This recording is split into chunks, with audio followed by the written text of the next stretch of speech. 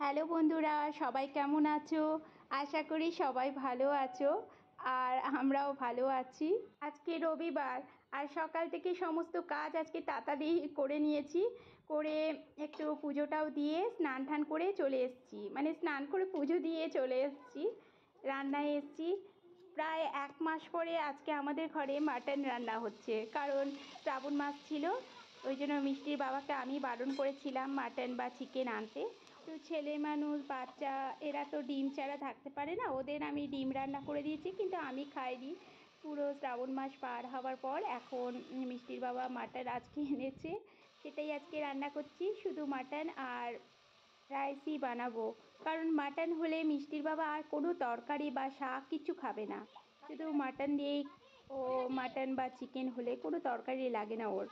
3টের মতন আলু দিয়েছিলাম, আর কুকারেই করছি। একটু সর্ষে তেলে গোটা জিরে, গরম মশলা ফোড়ন দিয়ে, একটু পেঁয়াজ, একটা বড় সাইজের পেঁয়াজ কেটে মানে বেশ কুচি কুচি করে ভেজে নিয়েছিলাম। তারপর আদা রসুন পেস্ট, জিরে গুঁড়ো, ধনে গুঁড়ো, টমেটো, সমস্ত মশলা এখন ভালো করে কষাবো।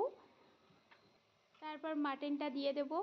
আর মাটনের পিসগুলো আজকে একটু বড় বড়ই রেখেছে, বেশ ভালোই আছে।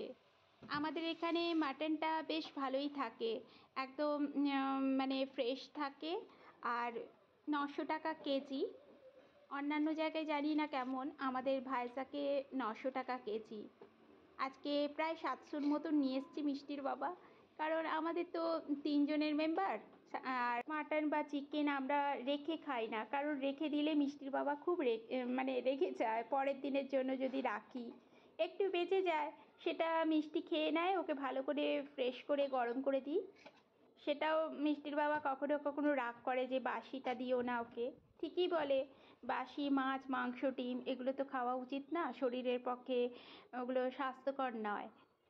তাও বেঁচে গেলে আর কি করার আছে বলুন। একটু ভালো করে কষানোর পর লঙ্কা গুঁড়ো দিয়ে দিলাম। এবার লঙ্কা গুঁড়ো আর বেশি করে কাঁচা লঙ্কা দিলাম। মিষ্টিটা আলাদা কুকারে দিয়েছি, ও আবার এত ঝাল দিলে খাবে না। বেশি করে ঝাল দিলে মিষ্টি একদম মুখেই তুলবে না, কারণ আজকের মাংসটা বেশ মানে ঝালঝালি হয়েছিল।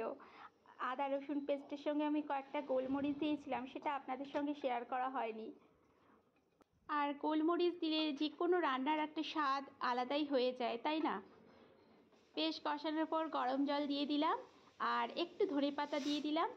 এবার 2টো সিটি বাজলেই আমাদের এখানের মানে মাটনটা সেদ্ধ হয়ে যায়। হয়ে গেছে। খুব সুন্দর হয়েছিল আজকের মাটনটা। কেমন হয়েছে অবশ্যই আমাকে কমেন্ট করে জানাবেন। আর আজকের ভিডিওটা তাহলে এই পর্যন্তই। সবাই ভালো থাকবেন।